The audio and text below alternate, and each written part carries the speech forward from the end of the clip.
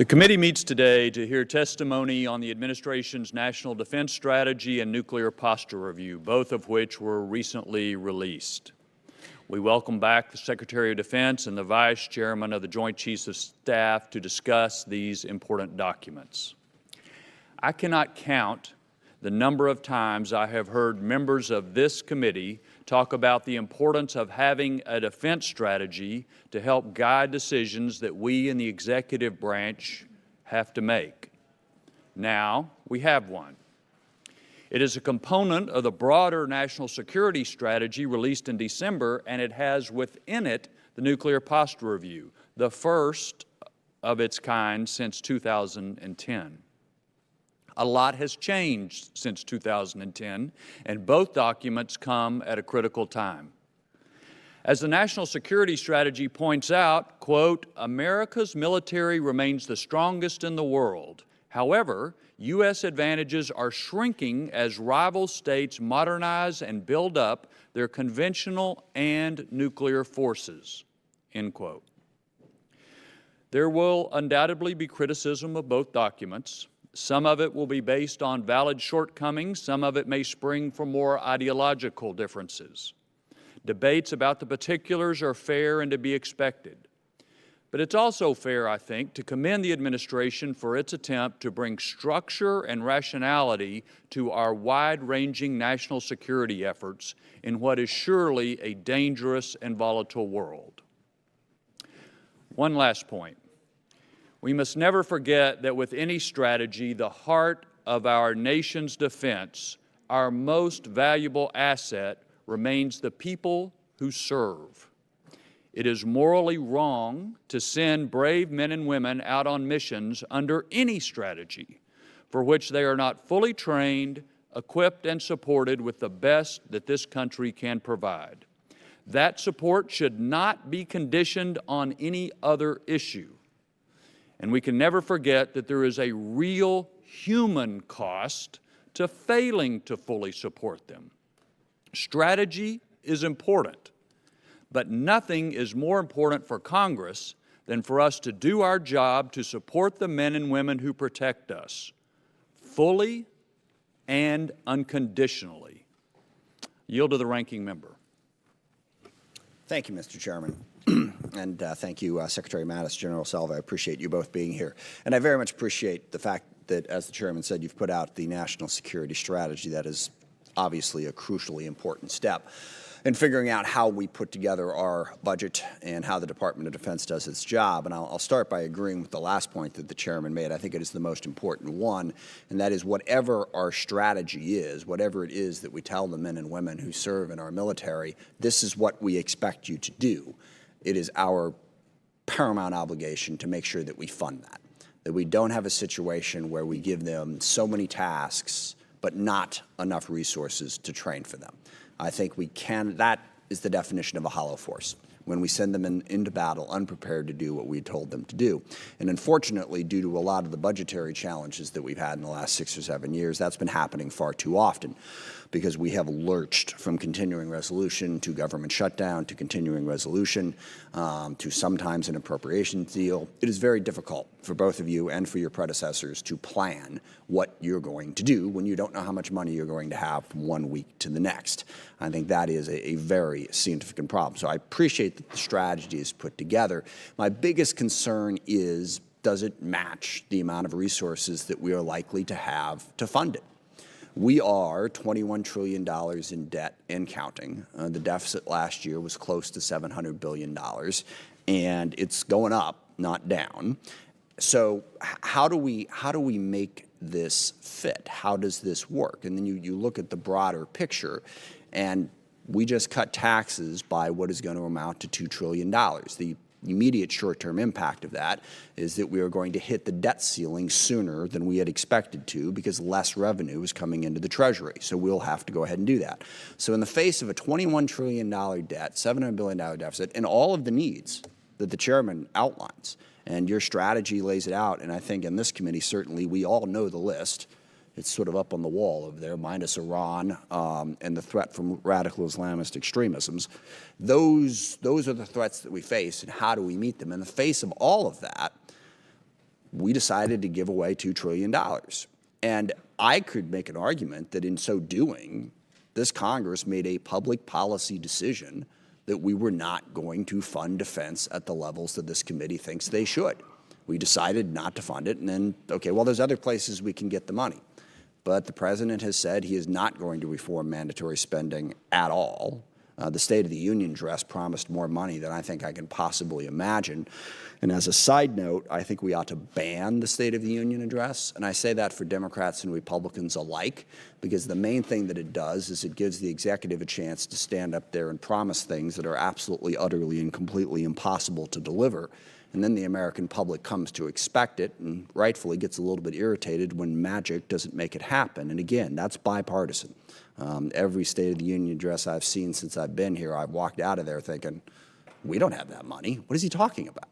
So we need to make improvements on that, to be sure. And I worry greatly about how this strategy is going to be implemented in the face of our debt and our deficits. And if interest rates go up, I mean, we've been incredibly lucky that we've been able to borrow all this money on the cheap. If interest rates go up to 3%, you can forget about all this stuff. And I don't blame that on the defense budget. I understand it's a piece of it. It's 17% of the budget. But our overall budget picture doesn't add up, and I worry that ultimately that will wind up costing the men and women who serve, costing our ability to give them the training and the equipment they need to carry out the missions that we all hear that we need. Last thing I'd say, and what I want to hear is, as I said, we have the list: China, Russia, North Korea, Iran, violent Islamist extremist groups. How do we confront those threats and protect our country? I just want to make a couple quick comments on that.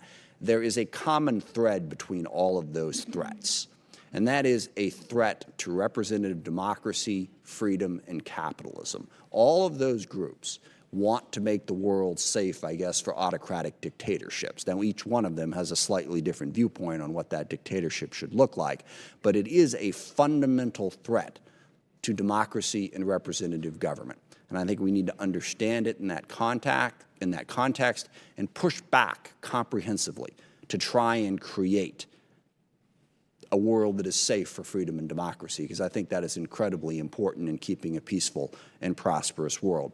And lastly, I'm interested in hearing from you. We hear a lot from the military about what you don't have, about where we're not spending enough money, about the threats that we're not meeting. If we're going to get to where we need to go, we need to hear, where can we save money? You know, what part of our national security strategy could we not spend money on? Because if we don't hear places where we can save money, there's no way we're going to have enough money to meet all the places where we're being told that we need it. We need to hear that. I want to say that I think your leadership at DOD and the leadership that came before under Ash Carter has really, and the leadership of the chairman, has done a good job at getting at procurement reform, getting at, trying to get more out of the money that we spend, employing commercial technology, a bunch of different ideas that can enable us to get more for less money. But that is never going to be more important than it is going forward, given the fiscal situation that we are in and given the threat environment that is as described. How do we meet that? So we're going to have to be a lot smarter about how we spend our money, given the situation that we are in. With that, I yield back, and I look forward to your testimony. Committee is pleased to welcome the Secretary of Defense, Honorable James Mattis, and the Vice Chairman of the Joint Chiefs of Staff, General Paul Selva. Gentlemen, thank you for being here. Without objection, your full written statements will be made part of the record. Mr. Secretary, you're recognized for any comments you'd like to make. Well, thank you, Chairman Thornberry, Ranking Member Smith, and distinguished members of the committee. I'm here at your invitation to testify on two subjects: the 2018 National Defense Strategy and the Nuclear Posture Review. And I'm joined by the Vice Chairman of the Joint Chiefs, General Selva.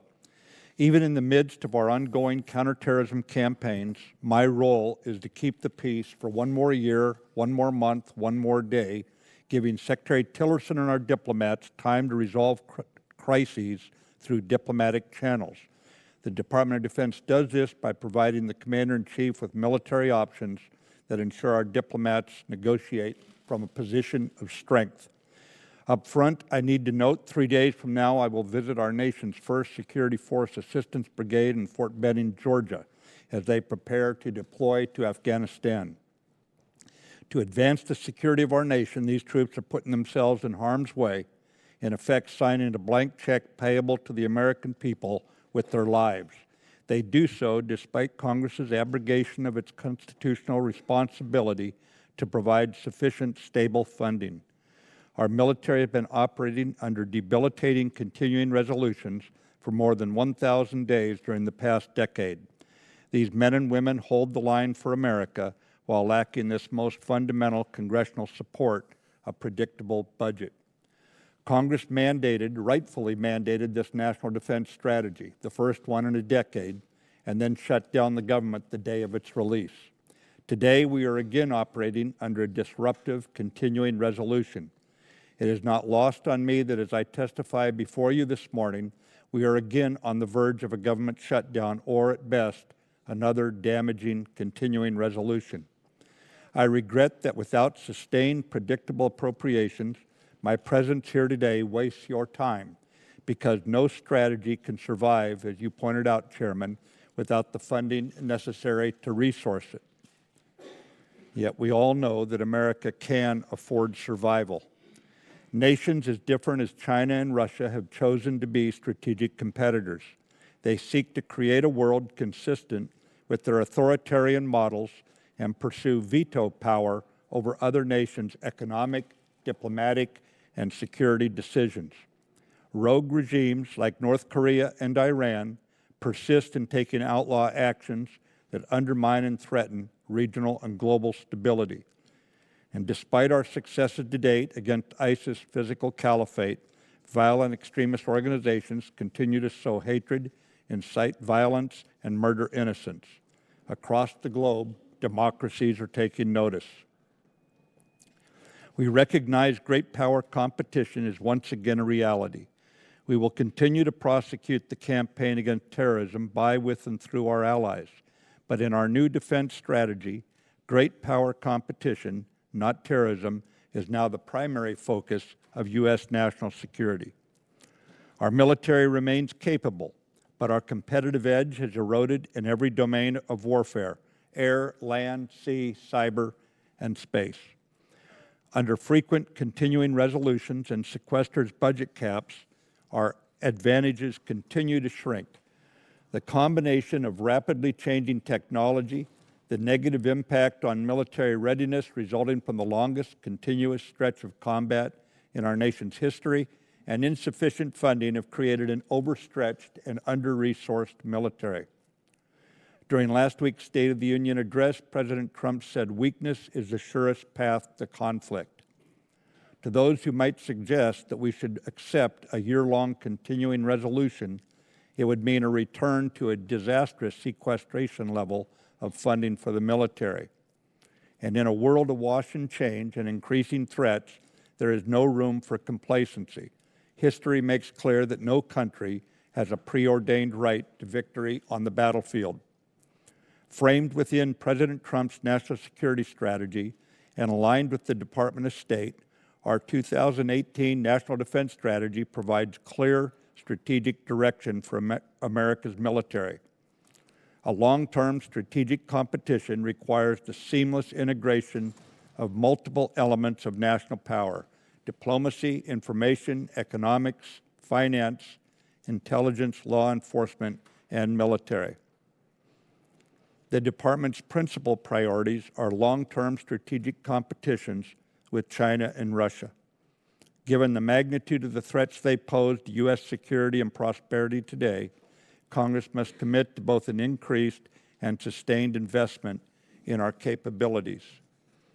Concurrently, the Department will sustain its efforts to deter and counter rogue regimes such as North Korea and Iran, defeat terrorist threats to the United States, and consolidate our gains in Iraq and Afghanistan while moving to a more resource-sustainable approach. More than any other nation, America can expand the competitive space. We can challenge our competitors where we possess advantages and they lack strength. To restore a competitive military edge, this defense strategy pursues three primary lines of effort: to build a more lethal force, to strengthen traditional alliances while building new partnerships, and reform the Department's business practices for performance and affordability. Our first line of effort emphasizes that everything we do must contribute to the lethality of our military. In war, an enemy will attack a perceived weakness.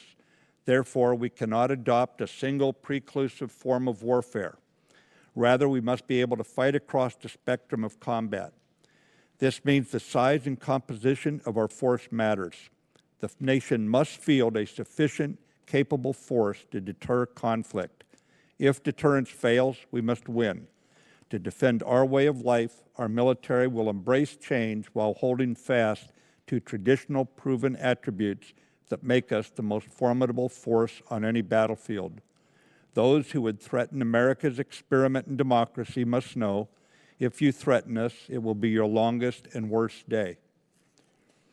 To implement this strategy, we will invest in key capabilities, recognizing we cannot expect success fighting tomorrow's conflicts with yesterday's weapons and equipment. Driven by this strategy, next week you will see in our FY19 budget investments the following: space and cyber, nuclear deterrent forces, missile defense, advanced autonomous systems, artificial intelligence, and professional military education to provide our high-quality troops what they need to win. We will prioritize rebuilding readiness while modernizing our existing force.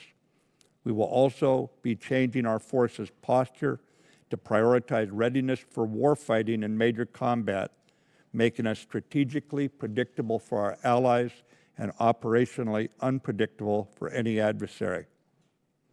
Our second line of effort is to strengthen traditional alliances while building new partnerships. History is clear that nations with allies thrive. We inherited this approach to security and prosperity from the greatest generation, and it has served the United States well for 70 years. Working by, with, and through allies who carry their fair share is a source of strength. Since the costly victory in World War II, Americans have carried a disproportionate share of the global defense burden while others recovered. Today, the growing economic strength of allies and partners has enabled them to step up, as demonstrated by more than 70 nations and international organizations participating in the Defeat ISIS campaign, and again in the 40-some nations standing shoulder to shoulder in NATO's Resolute Support mission in Afghanistan. Most NATO allies are also increasing their defense budgets, giving credence to the value of democracies standing together. Our third line of effort serves as the foundation for our military's competitive edge, reforming the business practices of the department to provide both solvency and security, and thereby gaining full benefit from every dollar spent. Every day we will earn the trust of Congress and the American people. We must be good stewards of the tax dollars entrusted to us. In this regard, we will deliver our department's full financial audit this year, because results and accountability matter. The first audit in DoD's history will reveal how we can be better stewards. The department is transitioning to a culture of performance and affordability that operates at the speed of relevance. We will prioritize speed of delivery, continuous adaptation, and frequent modular upgrades. With your critical support, we will shed outdated management and acquisition processes while adopting American industry's best practices. If current structures inhibit our pursuit of lethality, I expect my service secretaries and defense agency heads to consolidate, eliminate, and restructure to achieve the mission. One of the key elements of the 2018 National Defense Strategy is to ensure America's military provides a safe, secure, and effective nuclear deterrent. Last January, President Trump directed a nuclear posture review to ensure the United States nuclear deterrent is modern, robust, flexible, resilient, ready, and appropriately tailored to deter 21st century threats and reassure allies. I recently received a letter from senators concerned that the 2018 nuclear posture review would undermine decades of U.S. leadership on efforts to reduce and eventually eliminate the existential threat posed by nuclear weapons. To the contrary, the 2018 Nuclear Posture Review reaffirms the mutually reinforcing role of nuclear deterrence in a complex and dynamic security environment, while underscoring continued U.S. commitment to nonproliferation, to counter nuclear terrorism, and to arms control. Specifically, the review reflects the Department of Defense's strategic priority to maintain a safe and effective nuclear deterrent that will successfully deter nuclear and non-nuclear strategic attacks, assure our allies and partners, respond effectively should deterrence fail, and hedge against future uncertainties and dangers. The United States remains committed to its global leadership role to reduce the number of nuclear weapons and to fulfill existing treaty and arms control obligations, leadership that has reduced our nuclear weapons stockpile by over 85% from its Cold War high. Yet we must recognize that deterrence and arms control can only be achieved with a credible capability. A review of the global nuclear situation is sobering. While Russia has reduced only the number of its accountable strategic nuclear force as agreed upon in the New START Treaty, at the same time, Russia has been modernizing these weapons as well as other nuclear systems. Moscow advocates a theory of nuclear escalation for military conflict. China, too, is modernizing and expanding its already considerable nuclear forces, pursuing entirely new nuclear capabilities. It is also modernizing its conventional military to challenge U.S. military superiority. Despite universal condemnation in the United Nations, North Korea's nuclear provocations threaten regional and global peace, and Iran's nuclear ambitions remain an unresolved concern. Globally, nuclear terrorism remains a tangible threat. As Senator McCain said last week, since the end of the Cold War, we have let our nuclear capabilities atrophy under the false belief that the era of great power competition was over. As the new National Defense Strategy rightfully acknowledges, we now face the renewed threat of competition from Russia and China, and we cannot ignore their investments in nuclear weapons in addition to conventional forces. The 2018 Nuclear Posture Review reaffirms the findings of previous reviews that the nuclear triad, comprised of silo-based intercontinental ballistic missiles, bomber aircraft, and nuclear submarines, is the most strategically sound means of ensuring nuclear deterrence. To remain effective, however, we must recapitalize our Cold War legacy nuclear deterrent forces, continuing a modernization program initiated during the previous administration. To quote my predecessor, Secretary Carter, quote, "We have been in a nuclear arms race for 2 decades now, but the U.S. hasn't been running the race," unquote. And as you can see demonstrated in this chart over here in the corner of the room, that gives credence to my predecessor's observation, the nuclear delivery system development over the last 8 years shows numerous advances by Russia, by China, and by North Korea versus the near absence of such activity by the United States, with competitors and adversaries developing 34 new systems in that time as compared to only 1 for the U.S., the F-35 aircraft. Nuclear deterrence will continue to play a critical role in preventing nuclear attack and large-scale conventional warfare between nuclear-armed states for the foreseeable future. U.S. nuclear weapons assure and defend our allies against conventional and nuclear threats, furthering our non-proliferation goals and increasing global security. The National Defense Strategy and the Nuclear Posture Review align with the President's national security strategy, guiding all of our efforts. As I said earlier, no strategy can survive without the necessary stable, predictable funding. Failure to modernize our military risks leaving us with a force that could dominate the last war, but be irrelevant to tomorrow's security. We need Congress to lift the defense spending caps and support the budget for our military of $700 billion for this fiscal year and $716 billion for next fiscal year. Let me be clear, as hard as the last 16 years of war have been on our military, No enemy in the field has done as much to harm the readiness of the U.S. military than the combined impact of the Budget Control Act's defense spending caps, worsened by operating for 10 of the last 11 years under continuing resolutions of varied and unpredictable duration.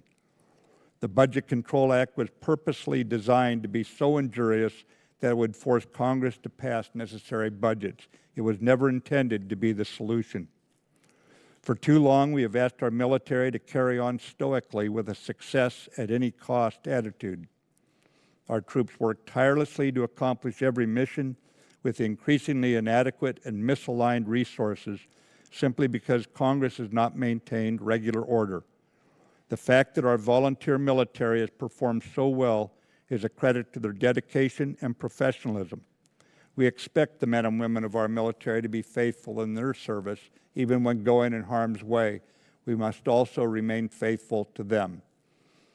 Chairman, as you said in January, if Congress does not come together to find a way to fund this strategy, Secretary Mattis must explicitly inform Congress and the American people of the consequences of failure. The consequences of not providing a budget are clear.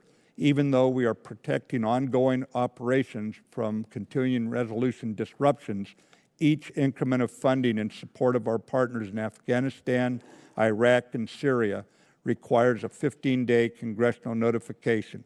My commanders in the field write to me for help in getting timely and predictable funds for their efforts as they work to execute our strategy against the enemy in the field.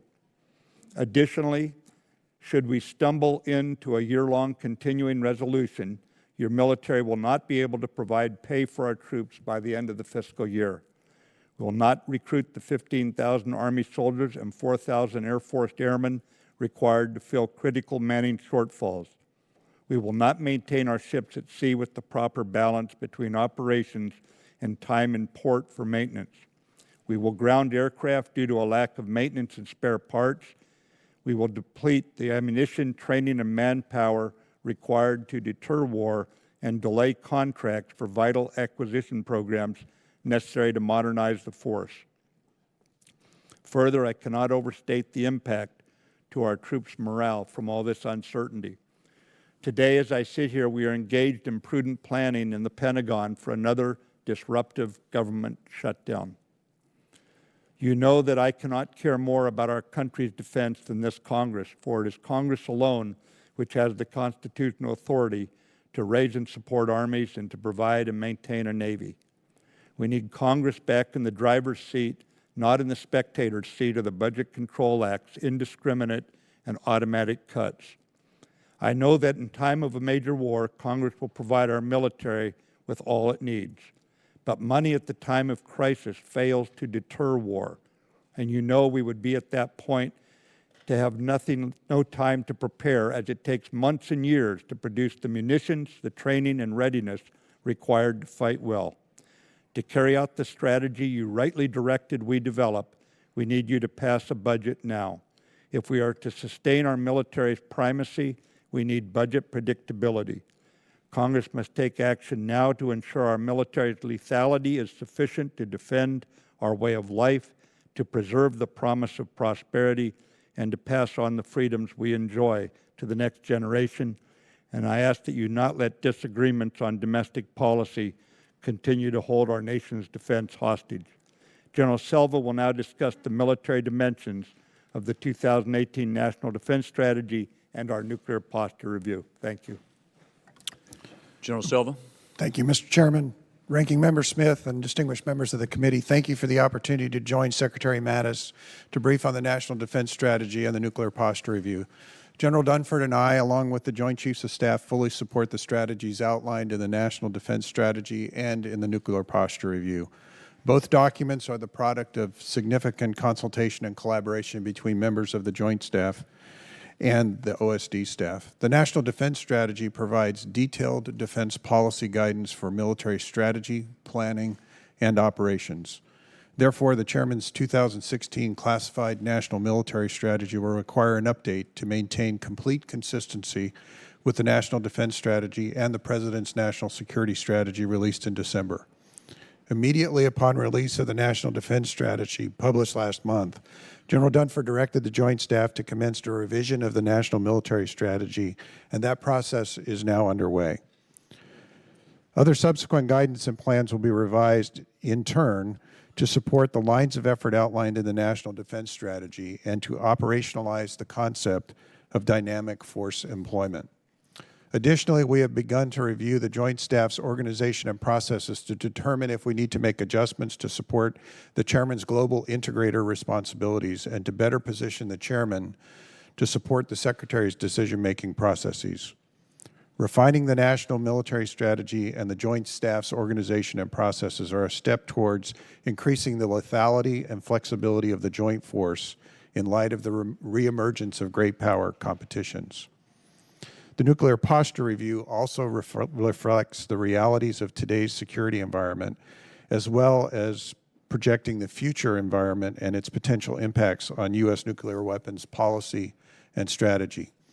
More specifically, the Nuclear Posture Review paid particular attention to Russian, Chinese, and North Korean activities intended to develop, modernize, and expand their nuclear weapons capabilities and to integrate them into their military strategies and doctrine. The Nuclear Posture Review takes into account the potential for Iran to renew its pursuit of nuclear weapons and capability in the future. The review has determined that our strategy must be tailored to each of these potential adversaries to effectively communicate the costs of aggression, and this tailored strategy approach requires that the United States maintain a flexible and credible mix of nuclear and conventional capabilities that can address a spectrum of adversaries and threats over a significant period of time. It should not be lost on this committee that the Nuclear Posture Review conducted its assessment across a 30-year swath of the future. The Nuclear Posture Review reaffirms the nation's nuclear triad as the bedrock of our ability to deter aggression, assure our allies, and hedge against an uncertain future. And as the Secretary has mentioned, it reaffirms the need to recapitalize each component of our legacy nuclear systems to ensure that our nuclear capabilities remain ready, secure, capable, and credible now and into the future. Two supplemental capabilities recommended in the Nuclear Posture Review, the nuclear-armed sea-launched cruise missile and a modification of a small number of existing submarine-launched ballistic missile warheads, would enhance deterrence by ensuring that no adversary, under any set of circumstances, can perceive an advantage through the use of a limited nuclear escalation or other strategic attack. Fielding these capabilities will not lower the threshold at which the U.S. would employ nuclear weapons. Rather, it will raise the nuclear threshold for potential adversaries, making the use of nuclear weapons less likely. Nuclear weapons pose the only existential military threat to our nation. Therefore, there is no higher priority for the joint force than fielding all of the components of an effective nuclear deterrent to deter potential adversaries from nuclear attack on any scale. It is important to note that the National Defense Strategy and the Nuclear Posture Review both make the assumption that the military will receive timely, predictable, and sufficient funding to execute these strategies. As General Mattis has emphasized, we in uniform appreciate the support of this committee and the Congress, and we trust that the Congress will provide the funding needed to turn these strategies into reality. Mr. Chairman, Ranking Member Smith, thank you for your time. We look forward to your questions. Thank you. Let me just take a moment and give members a heads up on what our schedule looks like today. We're going to have votes on the floor about 11:30. The Secretary and General Selva were gracious to move the start time of this hearing up to 9:30 to try to give us more time to get in questions before the votes. But we're still not going to have time to get to everybody. So we're going to do the best we can until we have votes. We're going to break and go to the floor, and then we will reconvene after votes in a closed classified session so that we can get further details about the national security strategy. Now, the Secretary still has to be over in the Senate later today, so, but I think that's the best combination of things to give us the most useful information in both public and in a classified session. Ms. Secretary, I was sitting here thinking that I believe the statement you just gave is the clearest, most direct, bluntest statement I've heard from any administration witness about the importance of Congress doing its job in a way that Mr. Smith and I both talked about in our opening statements. And you were very clear about CRs and the damage they do to the military. Later today, the House is going to vote on an appropriation bill for the Department of Defense for the rest of the fiscal year. It is consistent with about $700 billion of total spending for our national defense account. And my question to you is that bill, that level of funding, consistent with the national defense strategy that you have talked about today? And if for whatever reason that level of resources does not happen, what does that do to the strategy? Chairman, that is sufficient. I would tell you, sir, that with it we can restore the competitive advantage or begin down the trail of restoring the competitive advantage that has been eroded. I would tell you additionally, sir, that without it, we will be put into the position where the strategy would have to be changed and we would have to accept greater risk, especially in terms of deterring adversaries who might think that we are weaker because they can register where our readiness is being eroded. Okay. Let me just ask one other thing in the interest of time so we can get to other members. When you assumed this office, there was speculation, perhaps, that you were a skeptic on some aspects of our nuclear triad, our nuclear deterrence. You spent a year looking through it. The Nuclear Posture Review is the result of the study that you and the department have put into it. But can you just kind of tell us what, as you have looked at our nuclear deterrence, how has your thinking evolved? I mean, I don't know if you want to say if you were a skeptic or not at the beginning, but it looks like there was a change or at least some evolution. Why? I think that's a fair statement, Chairman. I was confident that when I received the waiver from the House and the Senate to go into this job that you expected me to exercise my judgment. I came in wanting to challenge just about everything. I wanted it to be proven to me that we needed to spend every cent, that every time we had a troop in harm's way, it was for the well-being of the American people. In this case, I looked at the triad piece by piece and the elements of each leg of the triad. I was especially attentive to the Intercontinental Ballistic Missile Force. After talking with a lot of people, visiting the missile fields, and doing a lot of study, I believe it is a stabilizing element that would be a strong deterrent to anyone who decided they wanted to employ nuclear weapons against us. There was another weapon system that I was concerned could be destabilizing, an air-launched cruise missile, or a cruise missile you can see over here on the chart that clearly Russia does not consider that destabilizing. Look at the number that they have developed and fielded. And as I put together, how do we keep us in a position where this is a nuclear deterrent?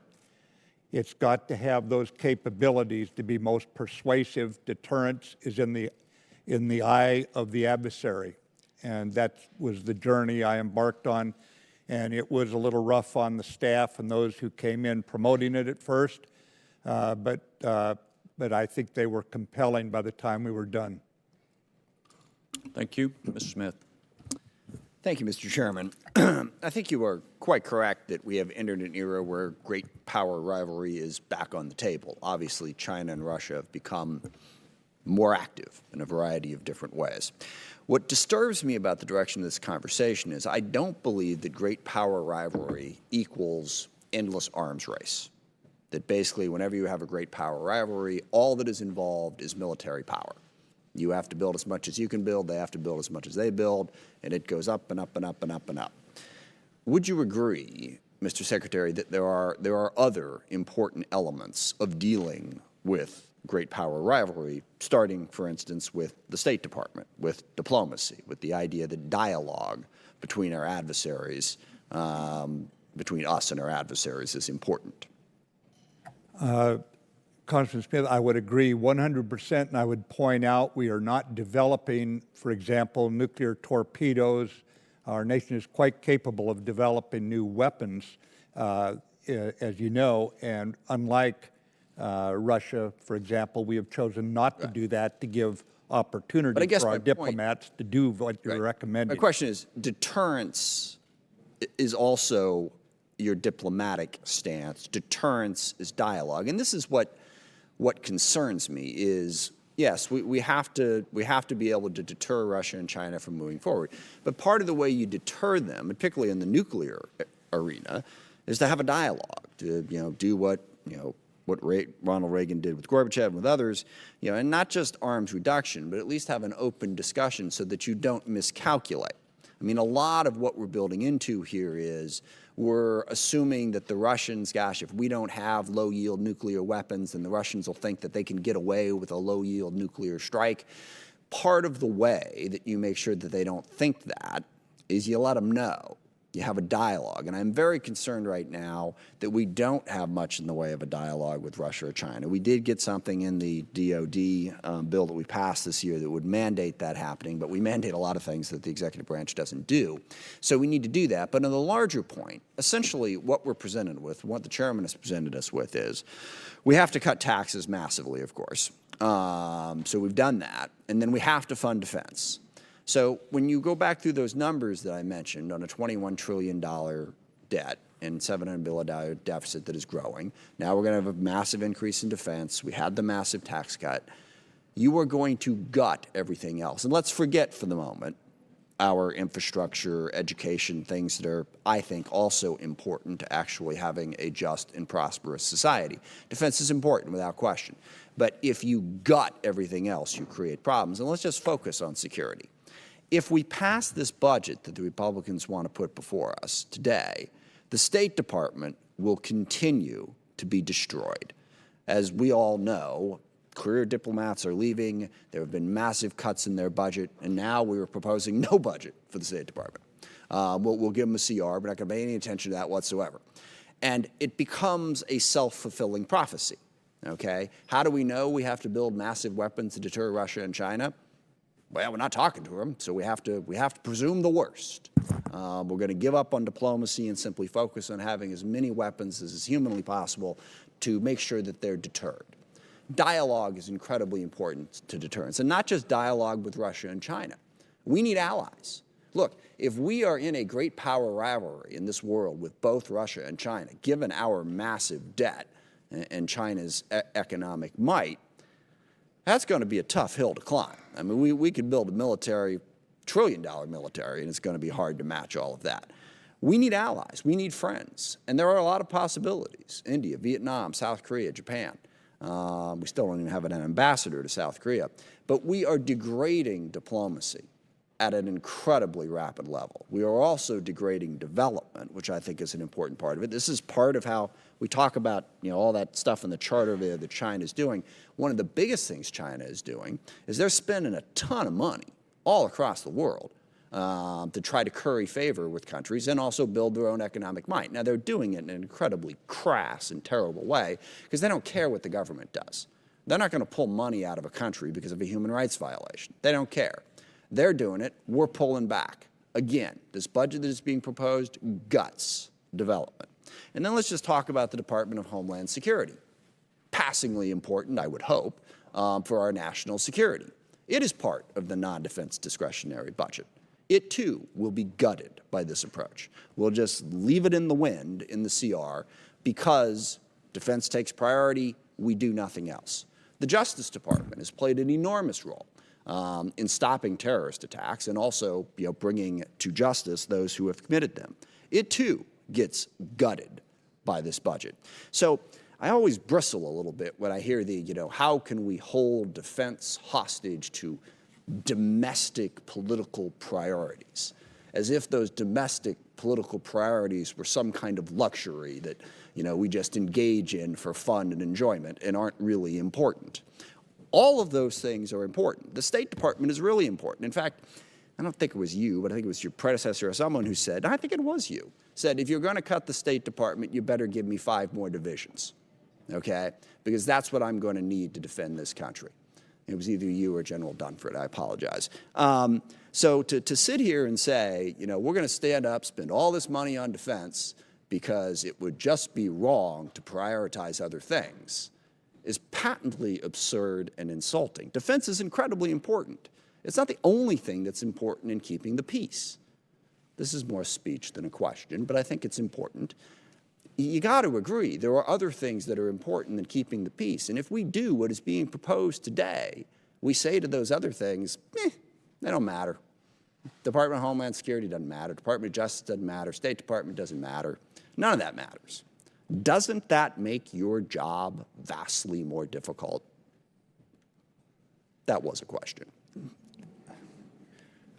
Congressman Smith, I take no issue with the fact that we need to have regular order across all government expenditures. Unfortunately, right now, what we're doing is we're creating security vulnerabilities that can no longer be denied. Again, one look at the chart and you can see where we're at. We cannot do new starts. We cannot get into cyber protection of the very things that you hold dear. Because we do not have the ability to do so under continuing resolutions 9 of the last 10 years. I don't think there's anything contradictory in the way you and I look at this right now. Secretary Tillerson and I have a very close working relationship. Our military operations are wrapped firmly inside our foreign policy, and the President has directed Secretary Tillerson and I to find ways to engage on non-proliferation and arms control. Right now, we have constant communication with the Russians on what I would call operational matters, counterterrorism, for example, North Korea. But some of these are on pretty big issues. But I agree that we need more communication with Russia, with China, along the level of, I would almost call it philosophical engagement, as well as operational matters. And I don't think there's anything at all ill-advised about making certain the protection of the country is put foremost, so the country can do all the other things that you were referring to. I guess foremost is okay. Only, exclusively, while ignoring everything else, not okay.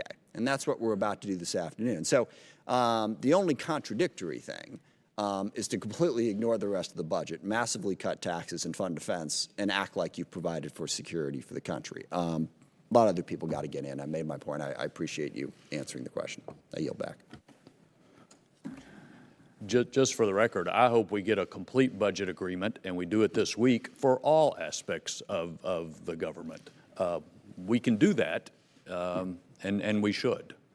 Mr. Jones. Thank you, Mr. Chairman. I want to talk about the graveyard of empires. I think that's what they say about Afghanistan and the history of Afghanistan. Mr. Secretary, a few headlines from the last 2 weeks. Kabul attacks cloud U.S.-Afghan strategy. Why are we still shedding our soldiers' blood for pedophiles? Subtitle, the full extent of child sexual assault committed by Afghan security forces may never be known. Another heading, the Taliban is gaining strength and territory in Afghanistan. Another headline, Taliban threatens 70% of Afghanistan. Last headline, Pentagon blocks release of key data on Afghan war. The Pentagon has restricted the release of critical information on the progress being made in the war in Afghanistan, a move that will limit transparency. In your prepared remarks, you very kindly said, we need to build the trust of the American people. How can we build the trust of the American people after 16 years, over 2,300 Americans killed, over 20,000 wounded, and we spent $1 trillion. I don't have to add to Mr. Smith's comments, but this country is headed for bankruptcy. Mr. Trump campaigned. I have 30 of his comments and tweets. He was opposed to being in Afghanistan. He wanted to pull out. He was very critical of those who wanted to stay. We are now increasing the number of our troops in Afghanistan, and after 16 years, the American people have a right to know of the successes. Some of that, I'm sure, is classified information, which I can understand. But I also know that we're not getting the kind of information that we need to get to know what successes we're having. And after 16 years, I do not think we're having any successes. I would love to have a classified hearing. Maybe that'll happen in a couple of hours, and you would be able to tell us of some benchmarks that we have made after 16 years. A friend of yours is a friend of mine, the former Commandant of the Marine Corps, Chuck Krulak. He has been my unofficial advisor on Afghanistan for 5 years. Previous Secretary of Defenses have gotten questions that he asked me to ask during hearings like this one. Not today did I get that from him. But 3 or 4 months ago, when you talked about increasing the number of troops in Afghanistan, he sent me a 5-paragraph email. I'm certainly only going to read one sentence, and then I want to ask you the question. No one has ever conquered Afghanistan, and many have tried. We will join the list of nations that have tried and failed. Mr. Secretary, how can we, with this budget situation we've got and an economic collapse in this country, how can we continue to go on a policy after 16 years when the Secretary of Defense that follows you and the congressman that follows me or congresswoman, if we're still talking about Afghanistan and the future and nothing is changing, I think there's got to be a time that you would say to President Trump, we have done all we can do. Blood and treasure is lost, and we have nothing to show that we've gained, except we still have trouble with the leaders of Afghanistan having sex with little boys. Give me a quick response if you can. Congressman, if we were engaged in conquering Afghanistan, I would agree 100% with what you just stated, if that was our sense of empire. In fact, what we are doing to earn the trust of the American people is to ensure another 9/11 hatched out of there does not happen during our watch. Further, the strategy we put together, and President Trump challenged every assumption. It took months to put it together, to answer every question he had, and the gravity of protecting the American people caused him to change his mind based on what the intelligence services told him was the vulnerability we would have if we pulled out of there. That strategy did permit a more regional approach. It has been embraced by nations as diverse as those in NATO and India. We had declined to 39 nations fighting in the NATO campaign from 50 years ago. It has gone now to 41. It has started growing more allies. They're there because they believe in the strategy, which means the Afghan boys continue to carry the load for the fighting, but now with advisors that bring the NATO air support and fire support to bear to help them. The Taliban, Haqqani, they have not made their pitch to the Afghan people in a positive way by murdering innocent people. They are not incurring the support of the Afghan people, whereas NATO does have that support. It's been a long, hard slog, and I recognize that, but I would also tell you that any attempt to keep information from the American people, it was a NATO decision at that point. It was a mistake, I might add, and that information is now available. A number of those headlines, obviously, are selected by their editors in order to make the storyline they have. We believe that the regionalized strategy will draw even more allies, and it puts the enemy on the path towards accepting reconciliation. We're not out to conquer it. Time of the gentleman's more than expired. I'll just mention to members, you can ask whatever you want to, but if you ask a question for 4 minutes and leave the secretary less than a minute to offer, I'm not going to cut him off, but we're not going to get very far if that's the approach. Ms. Davis. Thank you, Mr. Chairman, and thank you to both of you for your service and for being here this morning. I wanted to associate myself with the ranking member's comments regarding the whole of government approach that is so critical. I know that Secretary Mattis, you mentioned too that we must negotiate from a position of strength so that our military capability should be clear and send that message. But at the same time, we know how long it takes to develop high-ranking officers who can provide our country with the best of advice, and we must have that same timeline for the State Department and for those individuals that negotiate, whether it's in commerce or whatever realm that it is. So I wanted to just go to the issue of lowering the threshold in terms of nuclear capability. And there is a question whether or not the nuclear posture review is clear on what it considers to be lowering the threshold versus some of the comments that I think General Selva made, that it is possible to modernize nuclear capability and at the same time lower that threshold as it's perceived by our adversaries.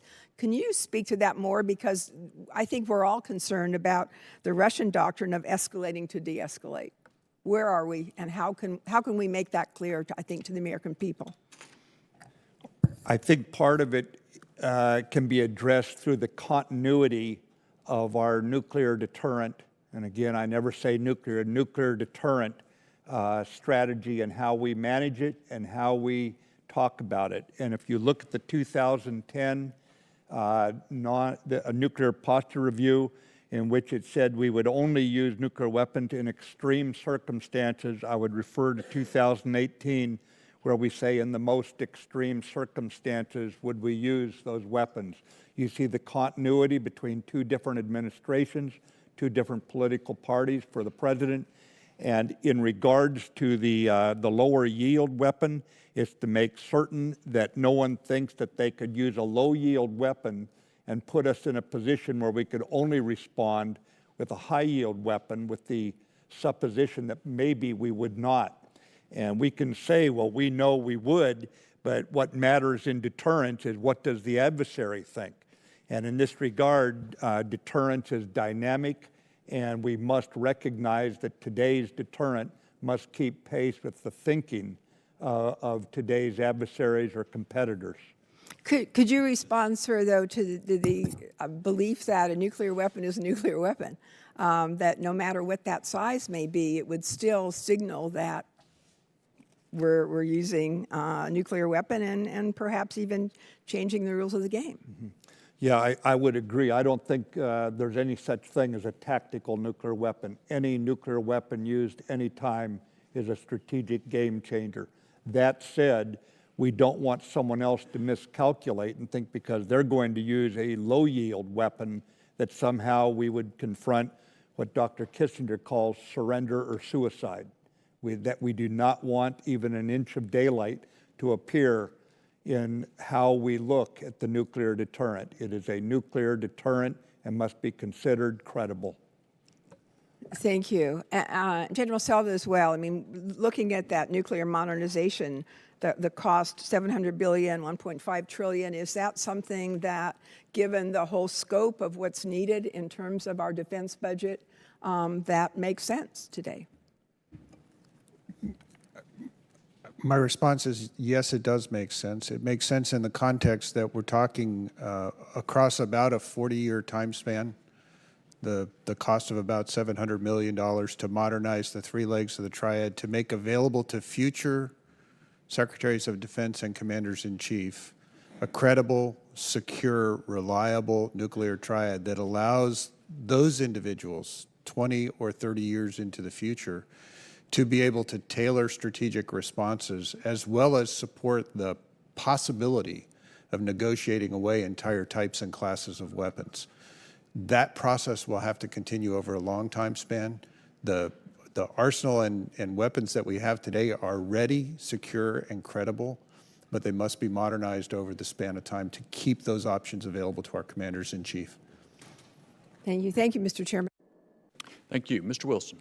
And Secretary Mattis, General Selva, thank you so much for your service and being here today. I especially appreciate what you're doing as a veteran myself, but particularly as a grateful dad. I've had 4 sons and a nephew serve overseas in Iraq, Afghanistan, Egypt, Army, Navy, Air Force. And so I'm just very, very grateful for your service and your leadership. It's so reassuring as a military parent. Secretary Mattis, your Nuclear Posture Review, NPR, recommends that the U.S. develop 2 supplemental nuclear capabilities. First, a low-yield submarine-launched ballistic missile, SLBM, and second, a sea-launched cruise missile. Why are these needed for deterrence and assurance? And following on that, some are arguing that they lower the threshold for the U.S. to use nuclear weapons. Do you believe that the addition of these capabilities to the U.S. nuclear arsenal is an increase or decrease the likelihood of a nuclear war? And in another angle, why should we need a low-yield SLBM when we already have a low-yield nuclear gravity bomb? Are these capabilities redundant? Congressman, I don't believe it lowers the threshold at all. What it does, it makes very clear that we have a deterrent. If the Russians choose to carry out what some of their doctrine people have promoted, their political leaders have promoted, which would be to employ a low-yield nuclear weapon in a conventional fight in order to escalate, to de-escalate. In other words, to escalate to victory and then de-escalate. We want to make certain they recognize that we can respond in kind. We don't have to go with a high-yield weapon, thus the deterrent effort stays primary. It is not to in any way lower the threshold to use nuclear weapons. On the sea-launched cruise missile, as you know, we have an ongoing issue with Russia's violation of the INF. I want to make certain that our negotiators have something to negotiate with, that we want Russia back into compliance. We do not want to forego the INF, but at the same time, we have options if Russia continues to go down this path. So the idea is, once again, to keep our negotiators negotiating from a position of strength. I don't believe you can go into a negotiation and try to get something for nothing. I don't think the Russians would be willing to give up something to gain nothing from us in terms of reduction. Well, if there's any negotiation, I certainly have faith in your capabilities, and we look forward to working with you. Another issue that's so important, and Mr. Secretary, that needs to be restated over and over, you referenced it in your opening statement, but is there any stronger indication of Congress's resolve, any action with better deterrent value to peer competitors than repealing the Budget Control Act sequestration and supporting our military with adequate and reliable funding? No, there is not, Congressman. The U.S. Congress speaks for the American people. I would probably send the most stabilizing and sobering message that this democracy will stand up for itself. And an issue that Chairman Thornberry has been leading on is to address our readiness issue. As we're here just 2 days from another government shutdown, can you tell, in your view, if Congress does not do its part to turn this crisis around, can we expect to see further impacts to the military? Should we anticipate more accidents, tragic accidents, as we saw in the Pacific this year with the Fitzgerald and McCain? Congressman, we are doing everything possible to avoid any such repeat of those accidents. However, there are a number of areas where when time is lost, if you have pilots who are not taking in their flying time now, 5 years from now, when they're majors or they're lieutenant colonels, they will not have the level of expertise we would expect because they did not get the opportunity that they lost during continuing resolutions or during budget shutdowns, governmental shutdowns. It impacts us. And so it's not like we maintain even the status quo if we go into one of these kind of situations yet again. We actually lose ground, and I can go on for a number of examples in all the forces. Thank both of you for your service. Mr. Langsman. Thank you, Mr. Chairman, Mr. Secretary, and General Selva, thank you for your service and for your testimony here today. I also want to associate myself with the comments of the ranking member when it comes to taking a whole-of-government approach to funding our national security priorities as well. But I want to turn to another aspect of a security challenge that faces our country today. Mr. Secretary, it's an accepted fact that our planet's climate is changing. You acknowledge this yourself to our committee, and you've shown leadership in this regard, submitting at your confirmation hearing that you will, and I quote, ensure that the Department continues to be prepared to conduct operations today and in the future, and that we are prepared to address the effects of a changing climate on our threat assessments, resources, and readiness.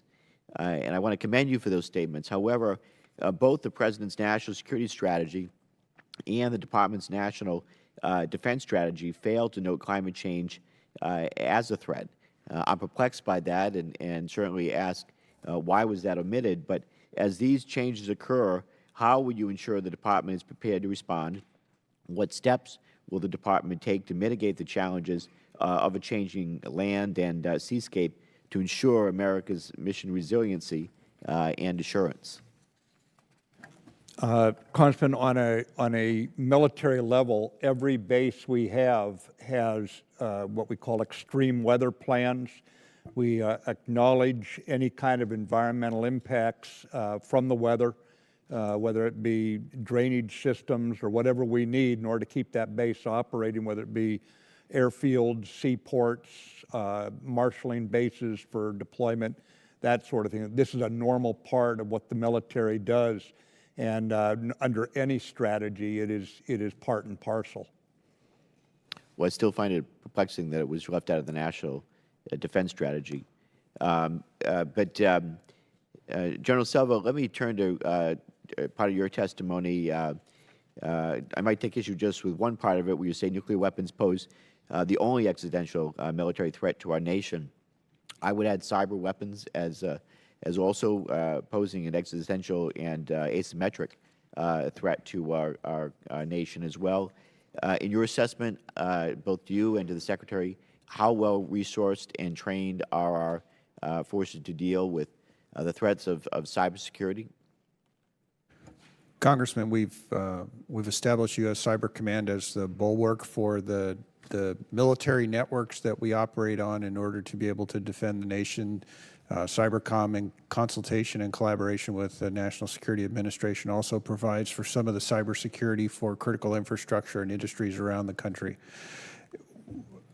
My point in saying that nuclear weapons represent the only military existential threat is that they would be used uniquely for military purposes to threaten us and cause us to capitulate or surrender in the face of a military threat. There's no question that cyber is an asymmetric capability, and this nation has vulnerabilities both in critical infrastructure as well as civilian infrastructure, and we will continue to do the work of normalizing our ability to defend those and provide the kinds of advice we can through the National Security Agency as well as Department of Justice and Department of Homeland Security to defend those networks. Do you feel that our training is meeting expectations as to where we need to be at this time to deal with our cyber challenges? Sir, collaboration between both the military capabilities to defend our networks and Department of Homeland Security, Justice, and NSA to defend national networks. The training's as good as we can possibly make it, and we're reacting to the threats that we can see. Okay. Mr. Secretary, the National Defense Strategy states that interstate strategic competition rather than terrorism is now the primary national security concern. It's also our eroding. It also notes our eroding competitive military advantage should diplomacy and deterrence fail. While I agree that we must increase our military edge in the event of future conflict, today our competitors are launching political, economic, information, and cyber operations targeting us. where do you believe we are with respect to our competitive advantage in these types of activities that do not rise to the level of armed conflict? To what extent do you feel we should be prepared to increase our proficiency in these areas? Yeah, it's a great question, sir, because this was what I was alluding to when I mentioned that we have the potential to enlarge the competitive space, and it's right into the areas you're talking about. We have to remember we are a revolutionary act, this country, the kind of democracy that we stand for. And you can practice all the predatory economics you want. You can send your military into Syria to prop up a despot if you wish to. But the fact is we have areas of diplomacy, of education that go far beyond what other nations can reach back and find strength in. And we can use that to build modern partnerships. In other words, not abandon our traditional partnerships, NATO, for example, but certainly expand to a broader array of partners today that do not want to be basically made tribute states to someone else's economic or political system. Thank you both, and I yield back. Mr. Turner. Thank you, Mr. Chairman. Thank you both for being here. Mr. Secretary, thank you for your strong statements here today. I've got two thank yous and a question, and I'm going to yield the remainder of my time to Mr. Gallagher. Chairman said we're in tough time constraints, and so not everyone's going to be able to answer a question. The two thank yous are, one, thank you for your strong statements on the budget. I voted against the Budget Control Act because I believe that sequestration would be damaging to our military and that it would happen. And certainly everyone in this committee has fought ever since it's been implemented to try to lift that burden on our military. Your strong words are important to let people know the real effects of that. It's very sad that in your comments you have a whole section on impact of congressional inaction. But I must say that the House has not really been inactive. We passed a budget, the National Defense Authorization Act. We passed the appropriation bills 3 times. We're going to do it again. We really are dealing with a handful of those in the Senate who are causing inaction, and I certainly call on the Democratic leadership in the Senate to dislodge the defense funding for the military because of the various reasons that you're giving us of the damage that's occurring by connecting defense funding to other items. Secondly, I want to thank you for your strong words in the Nuclear Posture Review. We know we're coming off the 2010 Obama Nuclear Posture Review that actually assigned DOD the responsibility of reducing the role of U.S. nuclear weapons in U.S. national security strategy, while at the same time giving the responsibility to modernize. It's very hard to reduce at the same time to modernize. Your chart is important because it certainly over here on the right shows that those who say that we need to reduce our nuclear weapons or slow our modernization because others will follow is folly. Our reducing our nuclear weapons does not result in anyone else doing so. It certainly is not based on reality or history. One correction, on the bottom right on your chart, you say air-launched and the F-35. As you know, we're not, that's on paper currently. That's not an accomplished capability. I look forward to working with you on that. Then to my question, you indicated that the INF Treaty was continuing to be violated by Russia, and we're continuing in dialogue. We also know that they violated the territorial integrity of a treaty with the Ukraine. They violated the Open Skies Treaty, violating the Treaty on Conventional Forces in Europe. How do we approach their violation in the INF in dialogue when they show no indication that treaties even matter to them? Well, sir, I've had extensive discussions with our NATO allies and the Secretary General at NATO on this issue. I've made clear that our approach is that we do not want to withdraw from INF, but we're going to have to see effort by Russia to get back in line with it. And this is, State Department is engaged on this with the Russians as we speak right now. And also, we are going to stay inside the INF compliant requirements, but we are going to do research and development of an alternative weapon that should put Russia in a position to see the value to returning to be an INF compliant. You yield to Mr. Gallagher. Thank you, Chairman Turman. Thank you, Mr. Secretary, for your tough words today and for your hard work on the National Defense Strategy, particularly its focus on great power competition. As we try to operationalize that new focus, I'm particularly interested in some of the second-order consequences where we might need to shift our thinking in order to stay ahead of our competitors. And you recently endorsed the Foreign Investment Risk Review Modernization Act. and you've talked about China's pursuit of veto authority over other nations' economic decisions. Why, in your view, is this legislation and a hard look at CFIUS needed? Sir, we have made very keen observations of the amount of intellectual property that has been basically under industrial espionage, has been rifled through in our country and exfiltrated. And it's time that we also look at what are the most critical national security industries that may not be covered under the current act, that we need to broaden and deepen the protections for this advantage that we have available, whether it be Silicon Valley, Seattle, or elsewhere in the country. And then can I quickly ask General Selva, what concerns do you have from a military advice perspective on our ability to protect DoD's supply chain, critical technology, and our industrial base, given current tools, practices, and authorities? Thank you, Congressman. The supply chain and the industrial base speak directly to the timeliness of CFIUS actions in our ability to control who invests in those key capabilities that allow us to supply, train, and deploy our military forces. So the notion that we wouldn't pay attention to who's investing in the companies that actually allow us to move and mobilize our force is folly. So the refinement and renewal of the powers within the CFIUS capabilities to determine who is doing that, investing in for what reason, put us in a position of being able to understand the potential vulnerabilities of those investments. Thank you both. My time has expired. Mr. Larson. Thank you, Mr. Chairman. Mr. Secretary, I couldn't help but notice in the response to a question earlier, you said that, I think I heard you say that we need SLCM and the SLBM in order to have democracy stand up for itself. I think that's what your response was to a question. You're not suggesting that if any one of us don't support the development of SLCM or SLBM that we're not standing up for our democracy? That would never be the way I characterize someone's vote, sir. Thank you.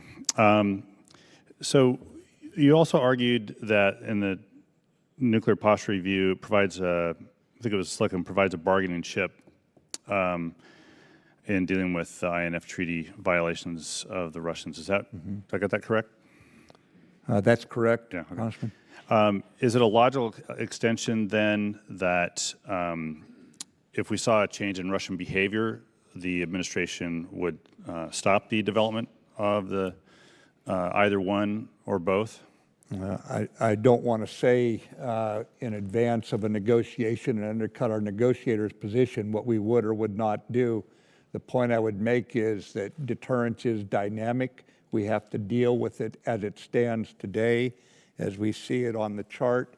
And in that regard, I believe that we have to give our negotiators something with which to negotiate. Do you have any indication there would be a change in Russian behavior with the development of either one of these? I can only tell you that we go into this with capabilities to make certain the Russians understand that we have a capability, in a deterrent capability, and it's based on not just the two nations, but the broader deterrent portfolio as well. Sure. Does the U.S. currently have the ability to deliver a non-strategic nuclear weapon, a nuclear response without this investment? Do you have the ability, I'm sorry, do you have the ability to deliver that without this investment? Are you referring to a sea-launched cruise missile? No, I'm talking about the delivery of a non-strategic nuclear response. I would be have to be a cautious sea-launched. about saying any nuclear weapon is non-strategic, sir. If you mean a low yield, yes, we do. And what's the difference between that capability and, say, a sea launch? The gravity bomb that is the low yield means the bomber would have to penetrate, but today air defense systems are altogether different than 10 or 20 years ago. And is there any investment going on in counter air defense to deal with that, or is this the is the development of a new capability the only solution? No, sir. We are certainly working on air defense penetration capability, but again, we have to deal with where we're at today. We are working on the issue. Yeah, it's kind of the where we're at question gets to something I'm not going to bore you with the details because we'll probably get to it in subcommittee hearings, but the CBO estimate of now $1.2 trillion over 30 years, which I think the department would say, for the nuclear modernization, which the department would say is only or merely 6.4% of the budget when it was much higher in the past. I don't know if that means the rest of the defense budget is out of control and this one's under control, or the fact that we don't really have an accounting of what that $1.2 trillion is, and that we are now looking at an NPR that presumes additional development of capabilities, which I presume would be on top of this current CBO estimate. You can maybe address that briefly, but we're going to have plenty of time over the next couple of months to explore that, the money question, which is a big concern of all of ours. Can you tell us about the assurance, since nuclear deterrence is partly an assurance of allies, can you tell us about the assurance a new low-yield nuclear weapon gives our allies, or any response from specifically our NATO allies at this point? Sir, we engaged in extensive consultation with our NATO allies. I was on the phone this morning with one of my counterparts, and she expressed the deep appreciation of her country for the amount of collaboration that went into the nuclear posture review. And so right now, I'd tell you the deterrence posture we have, and we have outlined in the posture review, has gained a great deal of support from our allies. Well, I get thanks for collaboration all the time, and people then work against me. So I'm just wondering, has NATO then yet taken a position, and I'll follow up with you later on that. Thanks a lot. Mr. Rogers. Thank you, Mr. Chairman, and thank you all for your attendance and your service to the country. The last nuclear posture review published 8 years ago said, quote, "Russia is not an enemy and is increasingly a partner," close quote. At that time, there were many of us on this committee who didn't believe that statement, and we certainly don't today. Russia continues to brazenly violate the INF Treaty, continues to conduct dangerous nuclear exercises directed against the United States, NATO allies, and regional partners, and continues a military occupation of sovereign Ukrainian territory. Finally, China clearly demands recognition as a regional gatekeeper and a global influence. With that backdrop, Secretary Mattis, how would you characterize the changes we've seen in global security environment since the 2010 NPR, and why do these changes matter, and how is your NPR recommending we adapt our nuclear posture and policies? Yes, sir. I believe what we've seen is that Russia and China, from, as you point out, Ukraine, to mucking around in our elections in the case of democratic elections in the case of Russia, to China's militarization of features in the South China Sea.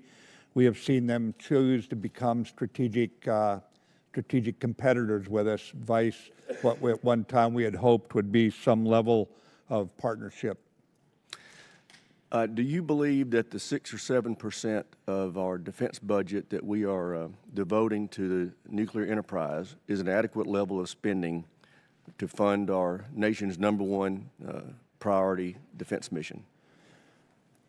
I do believe it is, and I would point out that it's around 3.5% for many years, climbing to 6.5, 6.7 at its top percentage about 2029, we believe. And at that point, it would go into a more measured maintenance of what we have built, the Columbia class, the B-21, this sort of thing, Congressman. Okay, thank you. With that, I yield back. Ms. Bardallo. Thank you, Mr. Chairman, Mr. Secretary, and General Selva. Thank you for your testimony. Mr. Secretary, in the National Defense Strategy, you noted that we are a resilient joint force in regards to our forward deployed forces. I am concerned regarding the U.S. Navy's ability to remain resilient during conflict with a peer adversary, specifically with depot-level ship repair capability in the Pacific. Now, in the Fleet Comprehensive Review, the Navy identified capacity issues at the ship repair facility in Yokosuka, Japan. The FY 2018 NDAA, Section 1047, requires the Secretary of the Navy to submit a report on the ship depot maintenance capability in the Western Pacific. It further requires the Secretary of Defense to certify to Congressional Defense Committees whether or not the current ship depot maintenance capability and capacity, including dry docks in the Western Pacific, are sufficient to meet both peacetime and contingency requirements. So, my question is, where is the department in terms of meeting these requirements, and how are you going about determining if there is sufficient capability and capacity? Congresswoman, where we're at right now is we're examining the sufficiency of it in terms of just raw capacity, the anticipated need if we go into conflict, and the distribution over a number of locations for obvious reasons. So right now we are still in the assessment. We obviously know what we have right now, but whether it is sufficient for the future is where we're concentrating the study. And I'll make certain that Secretary of the Navy follows up on this as we get more mature in our output. Thank you, Mr. Secretary. The next question I have is that the people of Guam are proud to host the continued bomber presence and one leg of the nuclear triad with the recent addition of the B-2 and B-52 bombers. Considering the bomber presence and as the westernmost territory of the United States, Guam holds vital strategic bases, and I'm happy to see the department place a THAAD system to aid in its defense. However, in your strategy, you call for investment on layered missile defense from North Korean threats. Considering our strategic importance, is Guam adequately defended from theater missile threats, and how do you intend to bolster these defense systems in the future? Well, we will continue bolstering them to keep pace with the threat out of North Korea. As you know, besides the THAAD system, ma'am, we also keep the Aegis, the ballistic missile defense U.S. Navy warship in the waters out there, and we can always reinforce that. We also have several of those ships in Japanese waters right now, and they can move back and forth to include coverage of Guam in the mobile way that comes to our Navy. But we are looking at all the systems to include Aegis ashore as we look toward the future protection of our Pacific area. Well, thank you, Mr. Secretary. I think we've talked about this. Just keep Guam in a secure position and keep all the bombers and everything else you have there for a while anyway. And I thank you again, and I yield back, Mr. Chairman. Votes have come early. We don't have time to get two more members in. So as soon as votes are completed on the floor, we will come back and be in classified session up in 2212. At this point, the open hearing is adjourned.